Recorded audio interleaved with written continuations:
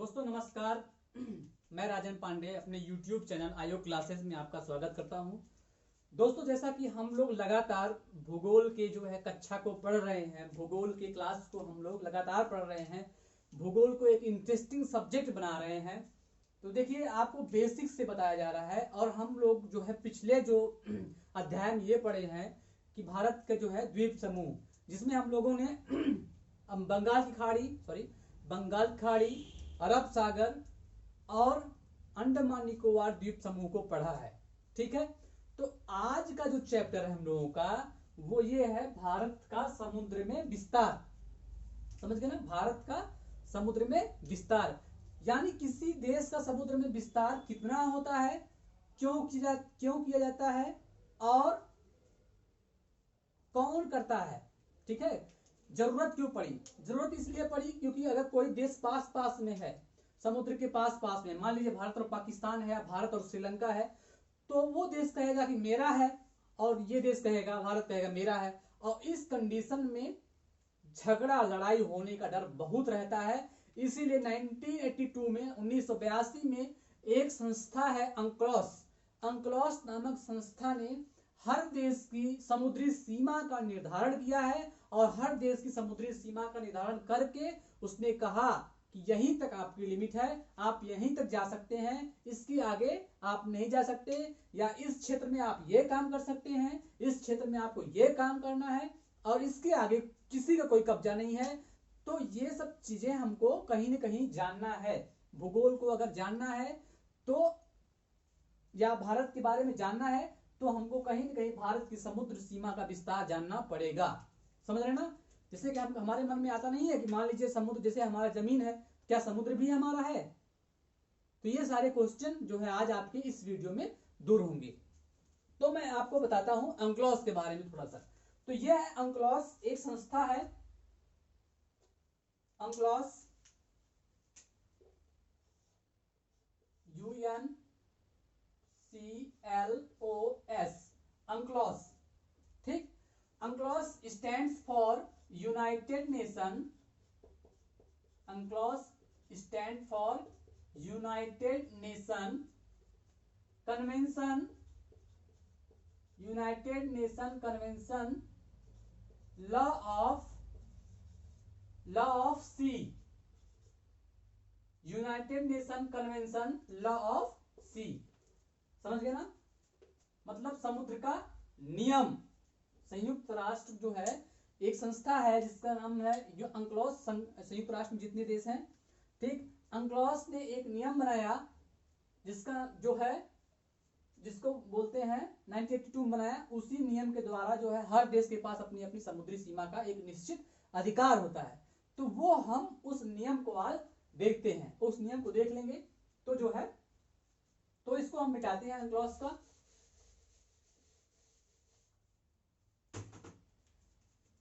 ऊपर लिख देते हैं अंक्लोस।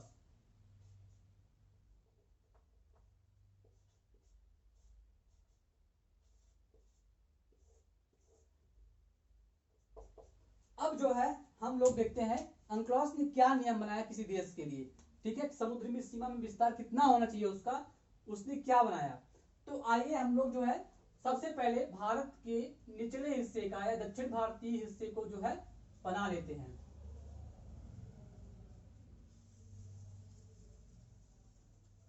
समझ गए ना? ये दक्षिण भारत का हिस्सा बन गया। समझ गए? अब हम देखते हैं कि उसने नियम क्या क्या बनाए। तो जो है मैं आपको बताऊं, ये है भारत की समुद्री सीमा। अब आपको पता है भारत की समुद्री सीमा एक निश्चित जो है सीधाई पे नहीं होगी, कहीं तिरछी होगी, कहीं कटी होगी, तो कहीं अंदर निकली होगी, कहीं द्वीप बना होगा, कहीं कुछ बना होगा, तो एक सीधी रेखा नहीं होगी। तो अंक्लोस ने मोटा मोटा एक सीधा रेखा मान लिया। एक रेखा को मान लीजिए आपका ये जो है आपकी समुद्र की सीमा है तिरछी मिर्ची, और अंक्लोस ने एक रेखा बनाया जिसको कहा यही जो है भारत की समुद्री सीमा का प्रारंभ होगा। और इस सीमा को आधार रेखा, इस सीमा को आधार रेखा क्या बोला गया? आधार रेखा यानी बेस लाइन बोला गया। क्या बोला गया? बेस लाइन बोला गया। समझ गए ना? ये है आपका आधार रेखा।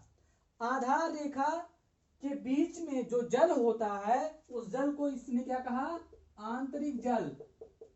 क्या बोला गया, आंतरिक जल। ये क्वेश्चन पूछा गया है, आंतरिक जल किसे कहते हैं। अब आप इस सेम जो है यहां बना लेते हैं हम। ये हो गया आपका एकदम सटा हुआ ऐसे सीधी रेखा का, समझे ना। इसको बोला गया क्या, रेड वाले को आधार रेखा। क्या बोला गया, आधार रेखा।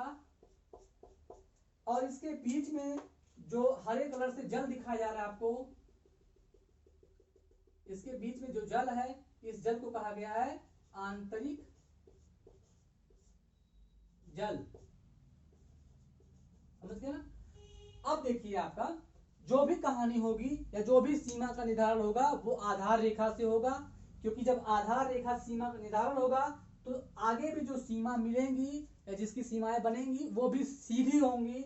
अगर हम इस वाले समुद्र की सीमा से मानते तो जो भी आगे रेखा होता वो टेढ़ा होता, क्योंकि यहाँ भी टेढ़ा उबड़ खाबड़ निकला पीछे आगे जो है हुआ है, इसलिए जो है एक रेखा को माना गया है जिसका नाम है आधार रेखा। समझ गए ना।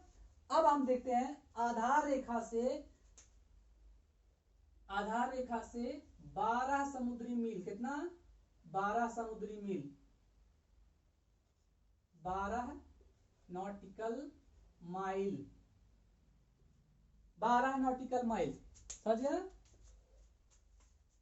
ये है आपका 12 नॉटिकल माइल। ये है आपका आधार रेखा। आधार रेखा से 12 नॉटिकल माइल दूरी तक, 12 नॉटिकल माइल दूरी तक जो है जिसको कहा गया है प्रादेशिक समुद्री सीमा। क्या बोला गया है, इसको बोला गया है, इसको पूरे को क्या बोला गया है, नीले वाली लाइन से लिख दे रहे हैं, प्रादेशिक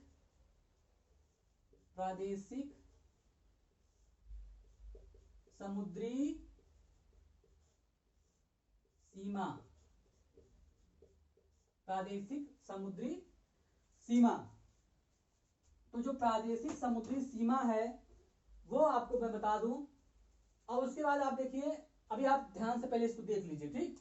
प्रादेशिक समुद्री सीमा ये तो हो गया, 12 नॉटिकल माइल दूरी तक क्वेश्चन अगर पूछ लिया आपसे कि प्रादेशिक समुद्री सीमा का विस्तार कितना है, कहां से कहां तक, तो 12 नॉटिकल माइल दूरी तक है। कहां से, आधार रेखा से। आधार रेखा से 12 नॉटिकल माइल दूरी तक जो दूरी है या सीमा बनेगी उसको बोला जाएगा प्रादेशिक समुद्री सीमा। अब हम आगे देखते हैं। अब मैं बता दूं एक चीज, प्रादेशिक समुद्री सीमा पर भारत का पूर्ण रूप से अधिकार होता है। जैसे आपका भारत के मेन लैंड मुख्य भूमि का पर अधिकार होता है, वैसे ही भारत का 12 नॉटिकल माइल दूरी तक जो प्रादेशिक समुद्री सीमा होती है वहां तक जो है भारत का पूरा फुल अधिकार होता है। समझ गए ना। अब जो है हम देखते हैं आपका ये क्या नाम है, काले वाले कलर से हम लोग देखते हैं आधार रेखा से 24 नॉटिकल माइल दूरी। कितना, 24 नॉटिकल माइल दूरी आधार रेखा से 24 नॉटिकल माइल। या जो है आपको दिखाएं यहां पे ऐसे 24 समुद्री मील। ये 24 समुद्री मील जो है आधार रेखा से 24 समुद्री मील तक जो सीमा है उसको बोला गया है जो है अविच्छिन्न मंडल। क्या बोला गया है, अविच्छिन्न मंडल। अविच्छिन्न मंडल या संलग्न क्षेत्र, अविच्छिन्न मंडल या संलग्न क्षेत्र। तो भैया जो संलग्न क्षेत्र होता है वहां पे मैं बताऊं आपको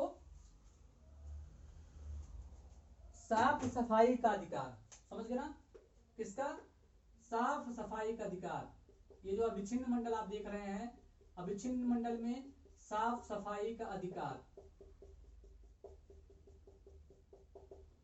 ठीक, इसका साफ सफाई का अधिकार, कर वसूली का अधिकार, समझ गए ना। ये सब कहाँ होता है, अविच्छिन्न मंडल में, मतलब जितने भी फाइनेंशियल मतलब वो है, इनकम है, वो अविच्छिन्न मंडल से आते हैं। अच्छा ठीक है, आपको आपके दिमाग में आएगा कर वसूली का अधिकार, ये समझ में नहीं आ रहा है, तो इसको समझने के लिए आपको सीधी सी बात है, मान लीजिए आपका है पाकिस्तान, ये क्या है, पाकिस्तान, ठीक, यह पाकिस्तान देश, भारत पाकिस्तान मान लिया खजूर ज्यादा हो रहा है, तो खजूर को वो एक्सपोर्ट करना चाहता है कहाँ, इंडोनेशिया। खजूर को अगर वो इंडोनेशिया देश आपका ऑस्ट्रेलिया को इंपोर्ट करना चाहता है, तो एक तो उसका एयर वे माध्यम है, एक जो है इसका माध्यम आपका जल से, शिप से, जो सस्ता पड़ता है एयरवे से। तो ये जो है आपका शिप के माध्यम से अगर इंडोनेशिया भेजना चाहता है या ऑस्ट्रेलिया भेजना चाहता है, तो क्या करेगा, तो यही है आपका, यहीं से आपका जो है कर वसूली का अधिकार, समझ गए ना, क्या कर वसूली का अधिकार यहीं से होगा। मान लीजिए पाकिस्तान की 2 नाव हैं, ठीक, पाकिस्तान की ये 2-3 नाव हैं, पाकिस्तान की जो नेवी होगी वो ले आके अपने सीमा तक छोड़ेगी, वहां पे प्रॉपर चेकिंग होगी, उसके बाद यहां से सारी जिम्मेदारी, सारा दारोमदार जो है इंडियन नेवी का हो जाता है। फिर इंडियन नेवी यहां से जो है इसको, इस नाव को ऐसे ऐसे अपने रास्ते से पार कराते हुए, समझ गए ना, अपनी समुद्री सीमा से, और उसके बाद जो है ये मान लीजिए नाव को कराते हुए इधर, अब जो है नाव आपका, इसने जो है अपनी समुद्री सीमा से इसको निकाल दिया। अब ये जहाज समुद्री सीमा यहां से निकल गई, तो भैया जो नेवी यहां से लेकर यहां तक छोड़ रही है, जो रक्षा कर रही है, उसके लिए, या भारत के जो है अपने संलग्न क्षेत्र से जाने दे रही है, उसके लिए वो टैक्स लेती है, समझ गए ना। यही कर जो है वो लेती है, कौन लेता है, उस देश का जिसका जिसका जो होगा ये आपका अविच्छिन्न मंडल होगा, वही देश लेगा। तो भारत इस प्रकार से कमाई भी होती है, समझ गए ना। तो ऐसे ऐसे ये काम तो होता जाता रहता है, हमेशा होता रहता है। ये भी एक इनकम का जो है वो साधन है। सारे वित्तीय अधिकार यहाँ पे होते हैं। अब आपको मैं बताऊं,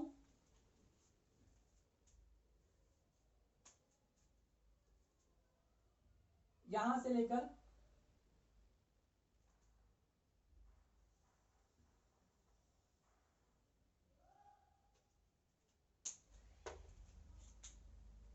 आधार रेखा से 200 नॉटिकल माइल, समझ गए ना, कितना, 200 समुद्री मील, 200 समुद्री मील, ठीक। तो 200 समुद्री मील जो होगा उसको बोलते हैं EEZ, मतलब यहां से लेकर यहां तक की जो सीमा होगी 200 समुद्री मील तक, उसको बोलते हैं EEZ, समझ गए। एक्सक्लूसिव इकोनॉमिक जोन, क्या बोलते हैं, exclusive economic zone, exclusive economic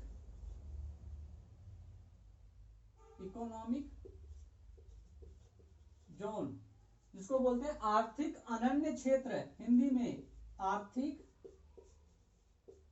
अनन्य क्षेत्र। तो भैया आर्थिक अनन्य क्षेत्र का क्या काम है, तो यहाँ पे 2-3 काम मुख्य रूप से होते हैं। पहला आपका वैज्ञानिक अनुसंधान होता है, मान लीजिए किसी बम का, परमाणु बम का परीक्षण करना है, ठीक, तो उस, या जो है किसी मिसाइल की परीक्षण करनी है, तो उसका जो है यहीं पे इसी 200 नॉटिकल माइल के अंदर तक भारत के जो मिसाइल परीक्षण होंगे वो इसी सीमा तक होते हैं। या वैज्ञानिक कोई जो है आपका जो है अनुसंधान कर रहे हैं किसी भी चीज का, तो वो 200 नॉटिकल माइल तक रह सकते हैं। या किसी चीज का खोज कर रहे हैं तो वो सब जो है कर सकते हैं। और हाँ, नए द्वीपों को भी बना सकते हैं, नए द्वीपों को भी जो है बना सकते हैं। मान लीजिए इन फ्यूचर जो है जनसंख्या बहुत ज्यादा हो गई और जंगलों को लोग काटे जा रहे हैं, तो जो है कहीं प्राकृतिक संसाधनों का जो है दोहन हो रहा होगा, विनाश हो रहा होगा। तो ऐसी कोई बहुत बड़ी बात नहीं है, यहाँ पे जो है आर्टिफिशियल आइलैंड जो है बनाया जा ही रहा है। जानते ही हैं आप, चीन का दक्षिण चीन सागर में जो कब्जा हो रहा है, तो जो है इस 200 नॉटिकल माइल तक कोई भी देश आर्टिफिशियल आइलैंड बना सकता है, जैसे बहुत सारे देशों ने बनाया भी है। ठीक है, जैसे आपका चाइना बनाता है, लेकिन चाइना का जो बना रहा है दक्षिण चीन सागर में, वो 200 नॉटिकल माइल तक की दूरी के बाहर है। वो 200 नॉटिकल माइल दूरी के अगर जो है बनाता तो कोई दिक्कत नहीं थी, लेकिन 200 नॉटिकल माइल दूरी के बाहर है वो, तब भी वो अपना रुआब झाड़ता रहता है, कब्जा जो है हमारा कब्जा है, हमारे एरिया में ऐसा कुछ भी नहीं है। लेकिन 200 नॉटिकल माइल दूरी तक अधिकार है, वो कर सकते हैं। समझ गए ना। अब आपको मैं बता दूं, इसके आगे जो है वो है आपका, यहाँ क्या क्या हो सकता है, वैज्ञानिक,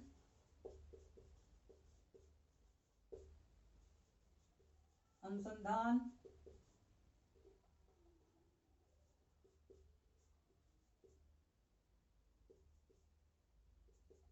परीक्षण हो सकते हैं, प्राकृतिक संसाधन जो समुद्री संसाधन उसका दोहन भी हो सकता है, प्राकृतिक संसाधनों का दोहन हो सकता है। समझ रहे ना। ये सब जो चीजें हो सकती हैं वो आपको मैं बता रहा हूं। तो ये आपका हो गया कहीं ना कहीं भारत की समुद्री सीमा के बारे में। ठीक, तो मैं आपको बता दूं, हाँ एक दो चीज मैं आपको और बता देता हूं, जिसमें से आपको ये मिटाना पड़ेगा हमको पूरा। हम लोग पढ़ लेते हैं चैनल। ठीक है, एक टॉपिक है आपका, छोटा सा टॉपिक है जिसको बोलते हैं चैनल, जिसको क्या बोलते हैं, चैनल पढ़ते हैं हम लोग।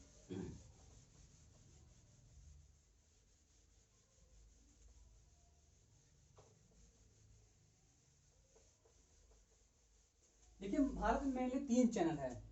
ठीक, भारत में मुख्य रूप से 3 चैनल है। पहला है आपका 10 डिग्री चैनल, ठीक, दूसरा है आपका 9 डिग्री चैनल, और तीसरा है आपका 8 डिग्री चैनल। ठीक, 10 डिग्री चैनल, 9 डिग्री चैनल और 8 डिग्री चैनल, 3 चैनल हैं जो भारत में अक्सर क्वेश्चन में पूछ जाते हैं। तो मैं आपको दिखाऊं अगर, तो ये है आपका छोटा सा भारत का साउथ वाला एरिया। ठीक, समझ गए ना। अब देखिए 10 डिग्री चैनल को हम दिखाते हैं, 10 डिग्री चैनल है कहां। देखिए चैनल का मतलब समझिए पहले, चैनल का मतलब क्या होता है। देखिए चैनल का मतलब ये होता है, मान लीजिए 2 द्वीप है, ये 2 द्वीप के बीच में समुद्र का, जैसे समुद्र है, महासागर है, उसी के बीच में एक पतली सी जो है जल राशि जो है जा रही है, या जलधारा जाता है। ठीक है, तो जो वही है उसी को चैनल कहा गया है। ये जितना बोलने में आपको आसान लग रहा है उतना आसान होता नहीं है, इसी को चैनल कहा गया। या 2 द्वीपों के बीच की जो महासागरीय जल धारा होती है, ठीक है, उसी को बोलते हैं चैनल। तो मेनली तीन चैनल है भारत में, एक 10 डिग्री चैनल, एक 9 डिग्री चैनल, एक 8 डिग्री चैनल, तीनों को हम लोग देखते हैं। तो देखिए यहां पे है आपका अंडमान निकोबार, जैसा कि हमने आपको बता दिया है। ठीक, उत्तरी अंडमान, मध्य अंडमान, दक्षिणी अंडमान और लिटिल अंडमान, और उसके बाद आपका है निकोबार। ठीक, ग्रेट निकोबार, कार निकोबार, ये जो है आपका अंडमान निकोबार हो गया। इसी के बीच में एक चैनल है भैया, जिसको बोला गया है 10 डिग्री चैनल। क्या बोला गया है, 10 डिग्री चैनल। 10 डिग्री चैनल क्यों इसका नाम 10 डिग्री है, क्योंकि भैया 10 डिग्री उत्तरी अक्षांश पे है, इसीलिए इसको कहा गया है 10 डिग्री चैनल। ये भी 9 डिग्री उत्तरी अक्षांश पे है, इसीलिए इसको 9 डिग्री चैनल कहा गया है। ये 8 पे है तो 8 कहा गया है। तो देखिए कोई आपसे कोई पूछे कि 10 डिग्री चैनल कहाँ कहाँ है, तो भैया आपका अंडमान और निकोबार के बीच में जो चैनल है उसको कहा गया है 10 डिग्री चैनल। 10 डिग्री चैनल इसका नाम इसलिए पड़ा है क्योंकि ये 10 अंश उत्तरी अक्षांश पर है, इसलिए इसको 10 डिग्री चैनल कहा गया है। तो मैं आपको बताऊं ये आपका है आपका लिटिल अंडमान,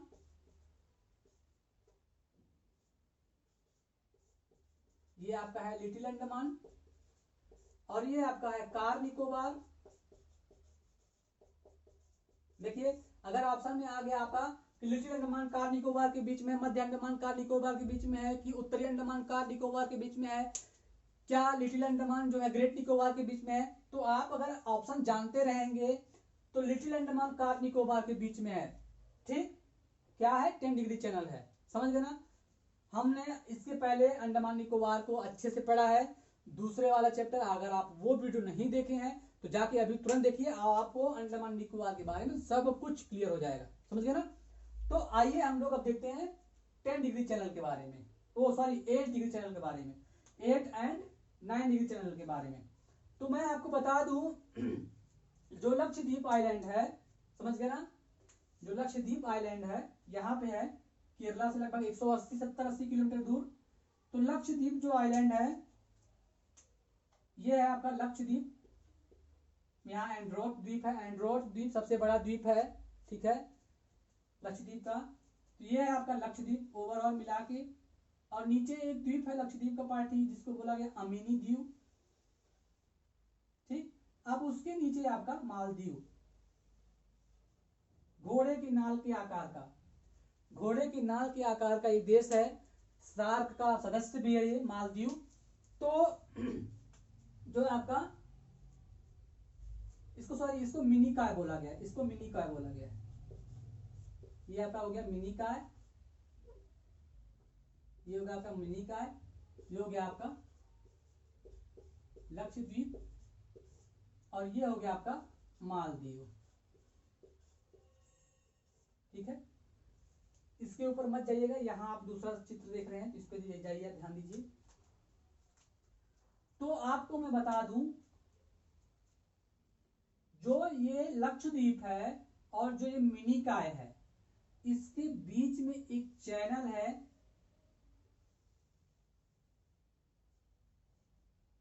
समझ में आया। लक्षद्वीप और मिनिकॉय के बीच में एक चैनल है, यही कहानी सेम, जिसको बोला गया है आपका क्या 9 डिग्री चैनल। क्या बोला गया है 9 डिग्री चैनल। लक्षद्वीप और मिनिकॉय के बीच में जो द्वीप है जो चैनल है उसको क्या बोला गया है 9 डिग्री चैनल। कोई क्वेश्चन पूछे आपसे तुरंत जवाब आपका आना चाहिए, ठीक है। अब उसके बाद आपका है मिनिकॉय और मालदीव। मिनिकॉय और मालदीव के बीच में भी एक चैनल है, समझ गए ना, क्या है एक चैनल है जिसका नाम है 8 डिग्री चैनल। जिसका नाम है क्या बोला गया इसको 8 डिग्री चैनल, समझ गए ना। ये 9 डिग्री चैनल आपका हो गया लक्षद्वीप और मिनिकॉय के बीच में, और 8 डिग्री चैनल आपका हो गया मालदीव और मिनिकॉय के बीच में। ये जो है आपका 3 चैनल थे जिनको आपको बताया गया है। बाकी आप जो है ये वाला वीडियो यहीं पे जो है खत्म होता है। दोस्तों अगर आपको लगता है कोई आदमी या कोई स्टूडेंट्स या कोई भी हो जो किसी अभाव में ज्योग्राफी नहीं पढ़ पा रहा है या उसकी क्लास नहीं हो पा रही है, तो वो ज्योग्राफी इस वीडियो के माध्यम से देखकर सब कुछ जानकारी ज्योग्राफी के बारे में ले सकता है। और मैं आपको बता दूं ज्योग्राफी के सारे क्लास आपके जो चलाए जाएंगे, सब कुछ आप ज्योग्राफी के बारे में पढ़ेंगे। इसके बाद हम लोग एक एक करके हर महाद्वीपों को विश्व पढ़ेंगे हम लोग, और विश्व में महाद्वीप पढ़ेंगे, हम ऑस्ट्रेलिया पढ़ेंगे, हम नॉर्थ अमेरिका पढ़ेंगे, हम साउथ अमेरिका पढ़ेंगे, ठीक है। सारे देशों को हम देखेंगे। ऐसे ही जैसे भारत को आप पढ़ रहे हैं ऐसे एज इट इज आप जो है अन्य जो है महाद्वीपों को पढ़ेंगे। अगर आपको जो है ऑस्ट्रेलिया देखना है, ग्रेट बैरियर रीफ कहाँ है, अगर आपको ऑस्ट्रेलिया में आपके ऑस्ट्रेलिया के जो रेगिस्तान उनको जानने हैं तो ऑस्ट्रेलिया के महाद्वीप पढ़ेंगे। सबसे पहले अराफुरा सागर कहाँ है, कारपेंटिया की खाड़ी कहाँ है, तो ये सब चीजें आपको दिखेंगी। लेकिन पहले हम लोग भारत के भूगोल खत्म कर ले, उसके बाद हम लोग विश्व के भूगोल पर आएंगे। और आप हाँ इस चैनल को सब्सक्राइब कर दीजिए और लोगों में भी शेयर करिए, सब्सक्राइब करिए और ज्ञान को बढ़ाइए, क्योंकि शिक्षा वह दूध है जो पिएगा वही दहाड़ेगा। इसलिए आप जो है जरूर जो है आपका सबको शेयर करिए और सब लोग पढ़िए, सब लोग आगे बढ़िए। Okay, bye bye.